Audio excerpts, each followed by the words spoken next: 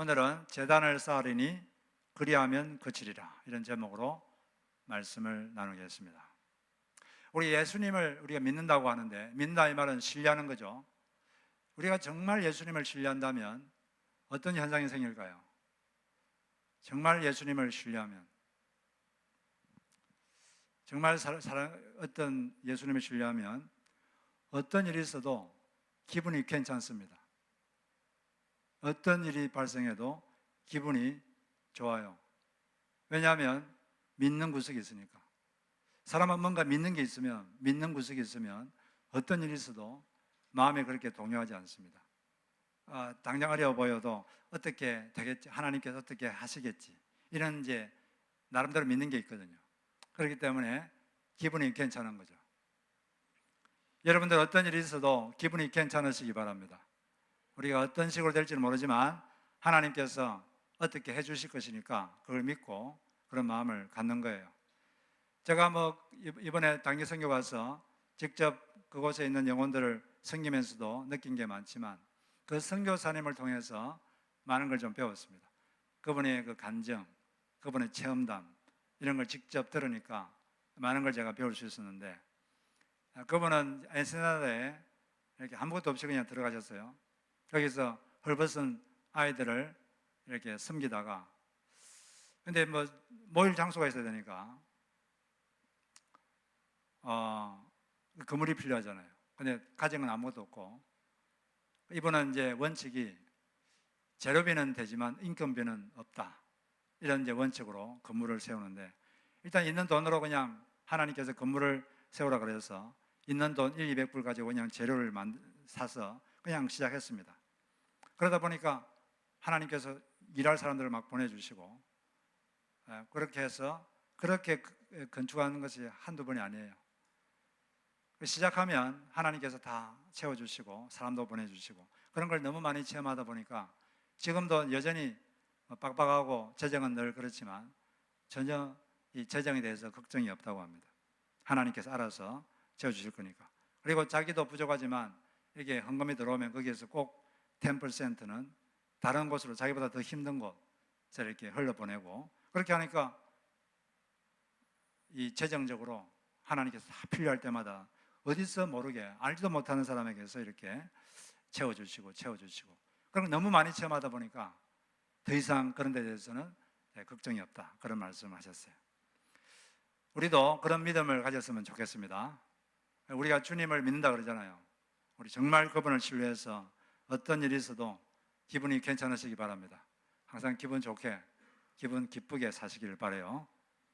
이런 믿음이 다윗에게는 있었습니다. 다윗은 참 믿음이 좋은 사람이에요. 믿음이 좋았는데, 신앙이 좋았는데 다윗이 크게 실수를 두 번 했죠. 한 번은 이제 성적인 문제로 밧세바를 범해서 큰 실수를 했고, 그것 때문에 징계를 많이 받았습니다. 그 다음에 또 두 번째 실수가 오늘 우리가 읽은 이 부분이에요. 이건 어떤 욕구를 제대로 관리를 못했느냐, 과시욕을 제대로 관리를 못해서 큰 실수를 저질렀습니다.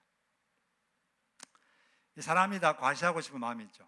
이 세상에 있는 것이 세 가지인데, 육신의 정욕, 세상은 이 세 가지로 움직입니다. 육신의 정욕, 이 정욕을 채우려는 마음. 두 번째, 안목의 정욕, 눈의 욕심, 보는 것, 갖고 싶은 것, 이런 것. 세 번째, 이생의 자랑, 자기가 가진 것, 이룬 것, 이걸 자랑하고 싶은 마음. 이 세 가지로 이 세상을 움직여요. 이생의 자랑이 큰 동기 중에 하나인데, 자기가 자랑하고 생기면 막 과시하고 싶고, 자기가 이게 갖고 싶은데, 얻고 싶은데 못 가지면, 없으면 스스로 풀이 죽습니다. 기가 죽고 사람들 앞에서 초라해지고. 이게 왜냐하면 다 이생의 자랑, 이게 삶의 기준이 됐기 때문에 그래요. 그런데 우리 믿는 사람은 그것이 기준이 되어서는 안 된다고 믿습니다. 다윗은 21장 전까지는 계속 승리한 이야기입니다. 읽어보시면 계속 다윗은 승리해요. 전쟁하면 다 이깁니다. 아람, 블레셋, 또 에돔, 암몬 다 이겼습니다. 그런 다음에 드디어 21장이 나오는 거예요. 요압 총사령관에게 인구를 조사하라. 그 말은 군대를 숫자를 세라는 거죠. 인구를 조사하라 그랬어요. 그런데 요압 장군이 말합니다. 왜 내 주께서 어찌하여 이 일을 명령하십니까? 어찌하여 이스라엘에 범죄하게 하십니까? 인구조사하는 것을 범죄 행위라고 요압 장군은 말했어요. 그 뒤에 쭉 읽어보면 하나님도 인구조사한 것을 범죄 행위다 이렇게 말했습니다. 왜 그럴까요? 모세도 인구조사했잖아요. 모세도 2번이나 했는데 그때는 하나님이 아무 말씀도 하지 않았어요. 그때는 그 이제 출애굽한 다음에 1년 정도 시내산에 머물다가 2년째 이제 광야로 이제 들어갈 이전에 인구조사를 했는데, 그때는 이제 광야 행진을 위해서, 효과적인 행진을 위해서 또 앞으로 가나안 땅을 점령해야 되기 때문에 군대 숫자가 필요해서 그렇게 한 것입니다. 그때는 괜찮았는데 왜 다윗이 할 때는 죄라고 그랬을까요? 똑같은 걸 했는데 모세가 할 때는 괜찮다 그러고, 다윗이 하니까 범죄했다고 그러시고, 범죄했기 때문에 큰 징계를 당했습니다. 왜 문제죠? 하나님 모세만 좋아합니까? 다윗은 미워합니까? 똑같은 일을 했는데 왜 다윗은 잘못했느냐? 영적 세계에서는 동기가 중요합니다. 하나님은 사람은 그냥 겉만 보지만 하나님은 똑같은 걸 봐도 어떤 동기로 했느냐, 그게 하나님께는 중요해요. 그러면 하나님께서 다윗이 인구조사한 것이 왜 죄라고 했을까요? 동기가 잘못된 거죠. 모세는 올바른 동기로 했는데 이 다윗은 잘못된 동기로 인구조사를 한 것이고 군사 수를 센 것입니다. 세보니까 북이스라엘은 110만, 남쪽은 47만, 상당히 많은 150만 되는 군대니까 자기가 과시하고 싶은 거죠. 지금까지 승리만 하고, 이 승리한 게 누가 승리하게 한 겁니까? 역대상 18장에 보면 다윗이 어디로 가든지 여호와께서 이기게 하셨더라. 누가 이기게 한 거죠? 여호와께서 이기게 한 거예요. 그럼 계속 하나님만 의지해야죠. 근데 군사력을 얼마나 큰가 보고 군사력을 의지하는 마음, 그리고 거기에다 더해가지고 이 군사력을 과시하고자 하는 마음, 내가 이 정도다. 사람이 다 그런 게 있죠. 내가 이 정도다. 이러려고 사실 열심히 돈도 벌고 그래요. 그거 못 벌면 또 풀이 죽고 초라해지고, 이게 다 세상적인 겁니다. 이게 우리 기준이 돼서는 안 되는 거죠. 이것 때문에 하나님은 사람들이 과시하는 걸 되게 싫어합니다. 자랑하는 걸 되게 싫어해요. 하나님이 제일 싫어하는 게 사람이 자랑하는 걸 싫어하기 때문에 구원은 어떻게 받습니까? 구원을 어떻게 받게 하셨죠? 하나님께서 구원을 받는 방법을 우리의 도덕성으로 받게 하지 않았습니다. 왜냐하면 자랑할까 봐서. 그래서 에베소서 2장 8절 9절 보니까 우리가 그 은혜를 인하여 믿음으로 말미암아 구원을 얻었나니 이것이 너희에게서 난 것이 아니요 하나님의 선물이라. 너희들의 행위에서 난 것이 아니니 그 이유가 뭐죠? 자랑하지 못하게 하려 함이니라. 하나님은 자랑하지 못하게 하려고. 그래서 사람의 어떤 도덕성의 크기로 어떤 행동을 했는가 그걸로 구원하는 방법을 정하지 않았습니다. 오직 하나님의 은혜, 하나님 은혜가 뭔지를 알고 그걸 확 믿음으로 받아들이는 사람, 그 사람에게 선물로 주시는 거죠. 자랑 못하게 하려고.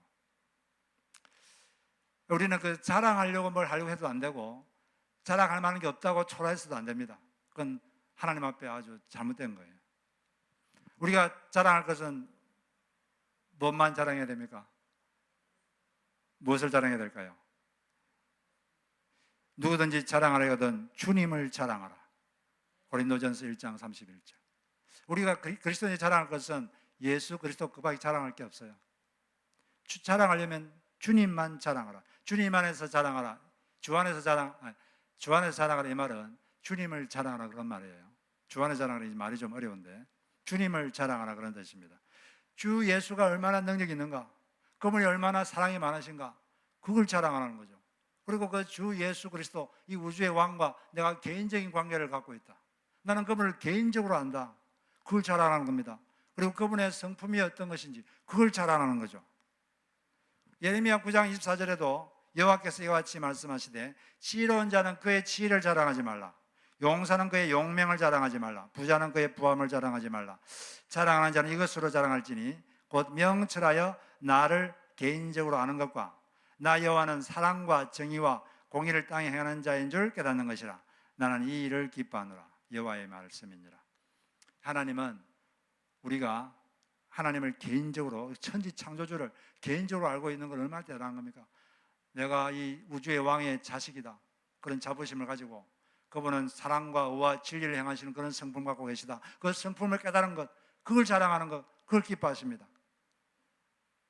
이 세상에 내가 얼마나 얻었는가, 그걸 여러분 기준으로 삼지 마시고, 그것 때문에 기죽지 마시고, 그것 때문에 자랑하지 마시고, 오직 주 예수 그리스도가 기준이 되어 그걸 자랑으로 삼고, 그걸 자랑으로 삼는 여러분 되시기를 바랍니다. 다윗은 자기를 과시하려고 과시하는 죄를 지었어요. 잘못된 동기로 인구조사를 했습니다. 그래서 하나님께서는 이 징계를 하셨어요. 세 가지 중에 골라라. 3년 기근이 들게 할 것인가, 아니면 3개월 동안 적군에게 패배해서 쫓겨다닐 것인지, 아니면 3일 동안 전염병이 임하게 할 것인지. 다윗은 더 이상 사람에게 막 쫓겨다니기 싫었어요. 그래서 하나님께서 3일 동안 전염병이 들어오게 했는데, 그것 때문에 7만 명이 죽었습니다. 이 지도자의 죄는 엄청납니다. 지도자가 잘못한 것을 하나님이 크게 다루십니다. 이걸 보고 다윗이 너무나 크게 회개했습니다. 하나님, 죄를 지은 것은 저인데 왜 백성을 치십니까? 백성을 치지 마시고 저를 치십시오. 이렇게 간구하니까, 회개하니까 하나님께서 들으시고 이렇게 말씀하셨습니다. 오르난이라는 사람의 타작마당에서 제단을 쌓아라. 거기서 번제를 드리라. 그러면 이 재앙이 그칠 것이다. 예배를 드리면, 제사라는 게 그 당의 구약의 제사가 예배입니다. 지금의 짐승을 들여서 제사 드리면서 그들은 하나님을 생각하고 자기 죄를 회개하고 하나님께 감사한 게 뭔가를 생각하고 감사를 드리고 또 하나님께 헌신도 하고, 제사가 예배예요. 그 제사를 드리라. 그러면 재앙이 그치리라. 예배를 드리면 재앙이 끝납니다. 예배를 잘 드리면 재앙이 끝납니다. 예배를 잘 드리면 여러분 인생에 하나님의 은혜가 임할 줄로 믿습니다. 우리가 어떤 신의 이름으로 예배를 드리면 그 신이 거기에 임해요. 그리고 그 신의 힘이 강해집니다. 사탄주의자들도 지금 있거든요. 사탄 숭배자들도 정기적으로 예배를 드립니다. 제가 그 영상을 봤는데 이 사람들은 어떻게 예배 드리냐, 그 사탄을 예배 드리는 거예요. 그리고 막 사탄 만세 그러고 그럽니다. 사탄이여 당신이 영광을 받으소서 막 그렇게 막 말하고, 그리고 어떤 퍼포먼스를 하면 성경을 들고 막 성경을 막 찢어요. 그리고 십계명을 막 발로 밟고, 그리고 막 짐승을 죽이고 피를 막 뿌리고 막 그런 행동을 합니다. 그렇게 하면 거기에 누가 임할까요? 사탄의 신이 임해요.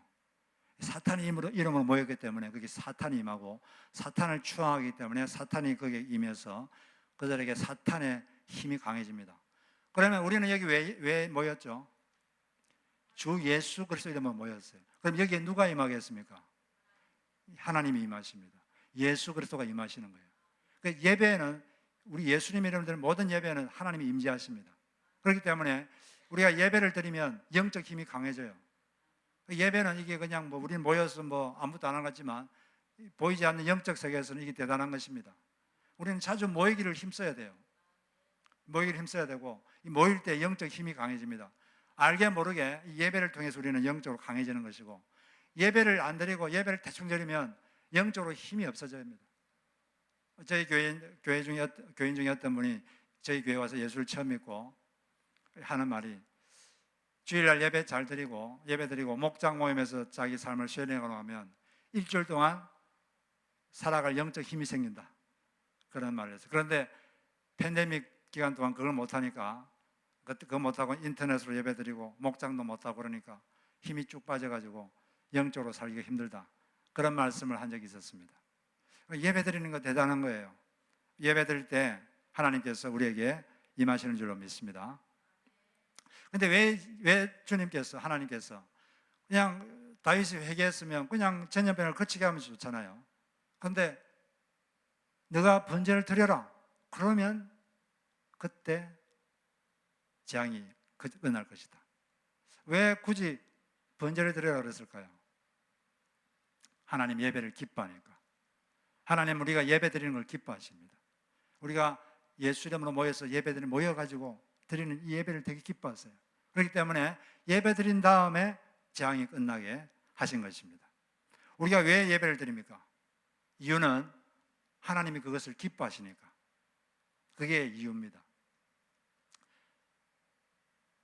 사람이 존재하는 이유는 하나님께 영광을 돌리기 위한 것인데, 하나님께 영광 돌린다 이 말은 좀 쉽게 말하면 하나님을 기쁘시게 해드린다, 이게 하나님께 영광 돌린다는 뜻입니다. 하나님을 기쁘시게 해드리는 것, 이게 바로 우리가 이 땅에 존재하는 이유죠. 왜 그렇게 하느냐? 그분은 영광 받을 만한 큰 합당하신 분이니까. 이 천지를 창조하시고 우리를 사랑하셔서 아들을 내주시고, 그분은 영광 받기 합당한 분입니다. 그러니까 우리가 그분을 기쁘시게 하기 위해서 예배 드리는 거예요. 예배를 드리면 하나님이 기뻐하시는 거죠.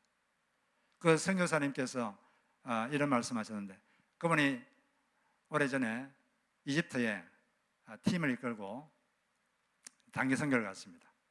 갔는데 이제 거기서 이집트에 있는데 마음속에 기도하는데 하나님께서 이런 말씀하셨어요. 저 리비아 국경에 가서 기도를 드리라, 거기서 예배를 드리라, 이런 감동이 있었습니다. 그래서 팀들을 이끌고 수십 시간 차를 타고, 그 사막길을 차를 타고 리비아 국경에 갔습니다. 리비아하고 이집트는 이렇게 접해 있죠. 그 당시는 카다피라는 독재자가 이 리비아를 지금 점령하고 다스리고 있었는데, 그래서 아주 철권 통치를 해서 국경이 꽉 닫혀 있습니다. 가가지고 기도하고, 하나님이 국경을 뚫어 주십시오, 기도하고 또 찬양하고 예배 드렸어요. 예배 드리고 찬양 부르고 했던 것은 그냥 며칠 동안 그 머물면서 계속 찬양하고 예배 드리고 기도 드리고 그것밖에 안 했습니다. 근데 이제 다 며칠 지나서 이제 돌아가려고 하는데 하나님께서 그 팀원 중에 한 명에게 다음과 같이 말씀하셨습니다. 너희들이 이곳에서 찬양과 예배를, 너희들이 이곳에서 한 찬양과 예배를 받는 것이 내가 너무 기쁘다. 여기서 나를 위한 기도와 찬양이 3,000년 동안 없었다. 나는 너무 기쁘다. 그 땅에서 3,000년 동안 아무도 그 땅에서 살아계신 하나님을 예배하지 않고, 살아계신 하나님께 찬양하지 않고, 살아계신 하나님께 기도하지 않았어요, 그 땅에서. 그런데 너희들이 3,000년 만에 처음으로 이 땅에서 와서 찬양 드리고 예배 드렸구나. 내가 너무 기쁘다. 그 이야기를 듣고는 우리가 수십 시간을 차를 타고 와서 이렇게 예배 드린 게 가치가 있구나, 그런 걸 깊이 깨달았다고 합니다. 하나님께서는 우리가 예배 드리는 것, 하나님께 찬양 드리는 것, 그 자체를 기뻐하십니다. 우리가 왜 예배 드려야 될까요? 하나님이 그걸 기뻐하시니까. 어떤 사람은 왜 예배 드리느냐? 예배 안 드리면 찝찝하고 뭔가 좀 안 좋은 일이 생길 것 같아가지고. 별로 좋은 동기가 아닙니다. 하나님은 그런 분이 아니죠. 어떤 사람들은 예배가 주는 은혜 때문에, 그것도 좋지만 그것은 첫째적인 이유가 되어서는 안 되고, 첫째 이유는 우리가 하나님을 기쁘게 하기 위해서 예배 드리는 것입니다. 우리 하나님을 기쁘게 하는 예배를 드리면 하나님은 예배 드리는 자들에게 은혜를 주시죠. 선물을 주십니다. 우리 예배 드린 중에 하나님은 답을 주십니다. 궁금했던 답을 주시고, 어떨 때는 문제 해결에 지혜도 주시고, 깨닫게도 해주시고, 회개하게도 해주시고, 또는 예배 드리다가 치유되기도 하고, 하나님께서는 자기에게 기쁨을 주는 그 예배자들에게 은혜를 주십니다. 그러나 그럼에도 불구하고 우리가 예배 드리는 이유는 하나님께서 그걸 기뻐하시니까 예배 드리는 겁니다. 제가 우리 팀원들이 9명이 두 교회, 조그마한 교회를 방문했는데, 그 중에 한 교회가 기쁨의 교회인데, 조그마한 교회예요. 그 교회를 섬기는 자매님은 30대 초반인데, 그분은 원래 마약 딜러였습니다.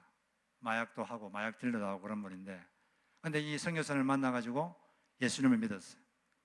마약도 이제 안 하고, 그리고 이제 성경을 배웠습니다. 성경을 배우고 훈련을 받았어요. 그래가지고 지금 그 교회를 이끌고 있습니다. 그분이 이제 우리가 팀이 갔을 때 우리를 환영하는 말을 했어요. 우리 여기 있을 때 환영을 했는데, 그때 환영하는 중에 이런 말을 했습니다. 그 말을 들었는데 제가 갑자기 가슴이 뭉클했습니다. 눈물이 갑자기 나오려고 그랬는데, 뭐라고 그랬냐면은, 같은 예수님을 섬기는 여러분을 환영합니다. 우리가 언어도 모르는 이 외진 곳, 이곳에도 우리와 같은 예수님을 섬기고 예배하는 분이 있구나. 같은 예수님을 섬기는 여러분을 환영합니다. 그 말에 그렇게 감동이 됐습니다. 하나님은 지금 예배자를 찾고 있어요. 예배자. 말라기 선지자에게 하나님께서 하나님의 비전, 꿈을 한 가지 말씀하셨어요. 왜냐하면 그 당시 말라기 5세기 때 이스라엘 민족들이 영적으로 타락해서 하나님께 드리는 제사를 아주 업신여겼어요. 그냥 예배 그냥 대충 드렸습니다. 그 제물을 드릴 때도 보면 병든 짐승, 아주 쩔뚝거리는 짐승, 아무 가치가 없는 것, 그런 것만 골라가지고 하나님께 드리고, 아주 가치 있는 것, 감 나가는 것, 이런 건 다 자기들이 다 먹고, 하나님께 드리는 건 아무거나 가치 없는 것만 드리고 그랬어요. 그랬을 때 하나님께서 뭐라 그랬습니까? 하나님께서 넘은 짐승을 제물로 바치면서도 괜찮다는 거냐? 질투거리거나 병든 짐승을 제물로 바치면서도 괜찮다는 거냐? 그런 것들을 너희 총독에게 바쳐보라. 그가 너희를 반가워하겠느냐? 너희를 좋게 보겠느냐? 나 만군의 여호와가 말하노라. 제사장들아, 이제 너희가 하나님께 우리에게 은혜를 베풀어 주십시오 하고 간구하여 보라. 이것이 너희가 의뢰하는 일이지만 하나님이 너희를 좋게 보시겠느냐? 나 만군의 여호와가 말하노라. 너희 가운데서라도 누가 성전문을 닫아 걸어서 너희들이 내 제단에 헛된 제사를 드리지 않았으면 좋겠다.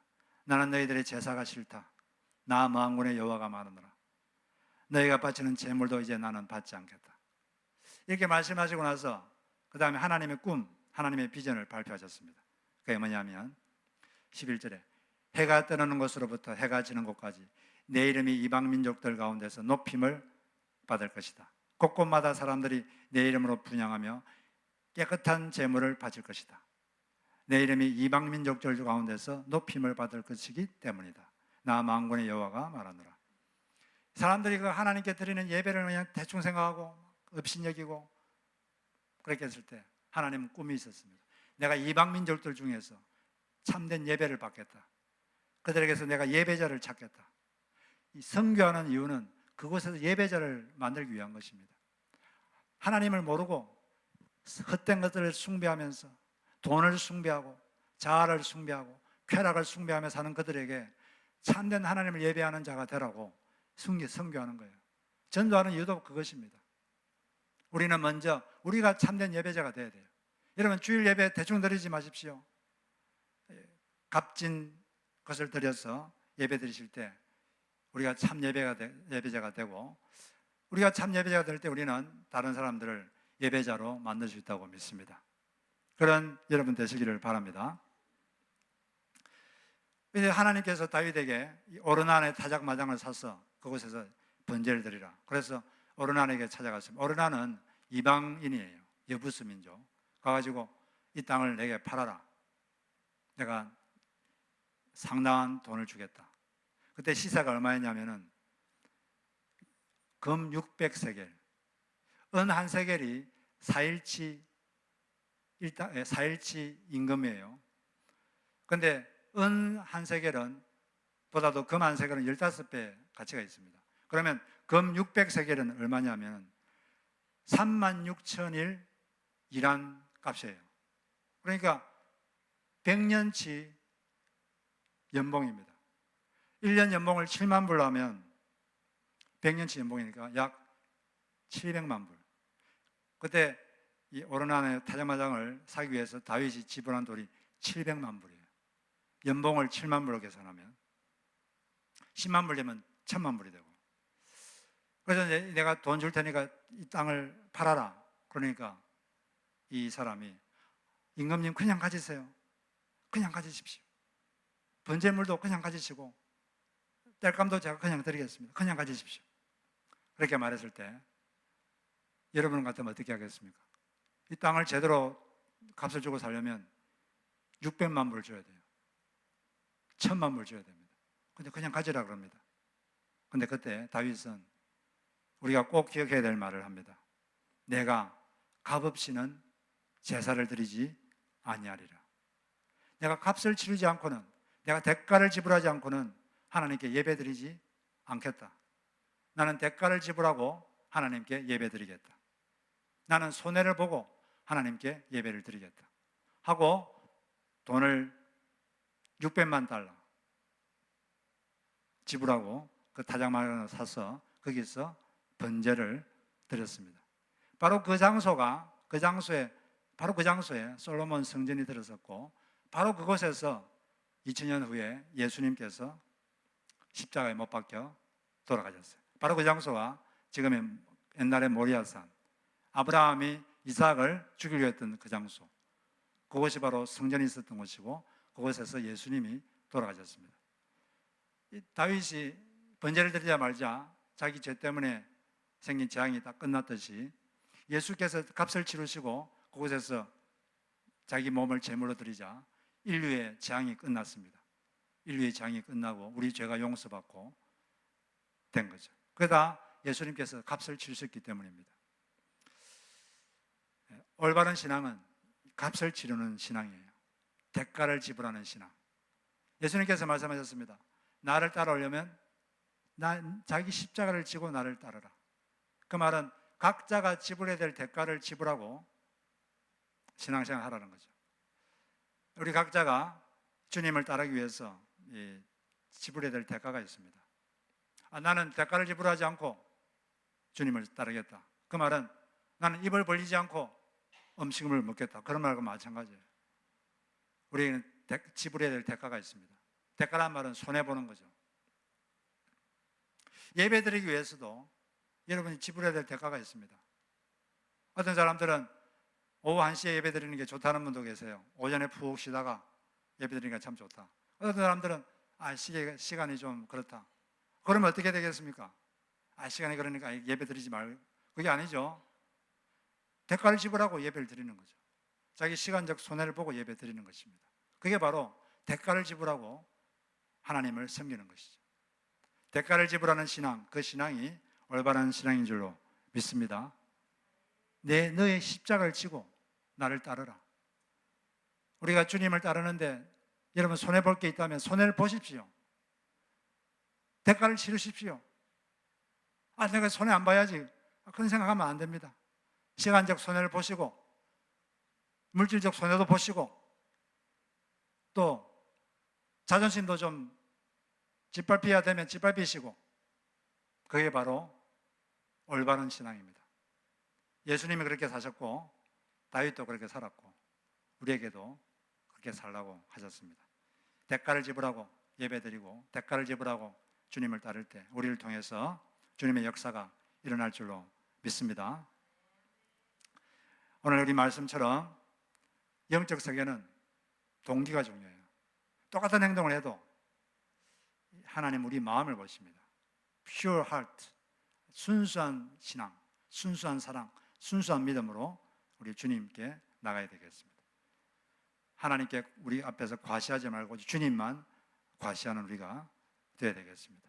그리고 주님은 우리 예배에 드리는 걸 되게 기뻐하세요. 특히 모여서 예배 드리는 걸 참 기뻐하십니다. 이 기뻐하는 예배 드리는 동기는 주님께 기쁨 드리는 게 동기입니다. 어떤 우리에게 대가가 필요하다면 대가를 지불하고 손해가 필요하면 손해를 지불하고 예배 드리시고 신앙생활 하셔서 주님께 기쁨 드리는 여러분 모두가 되시기를 주의 이름으로 축복합니다. 우리 같이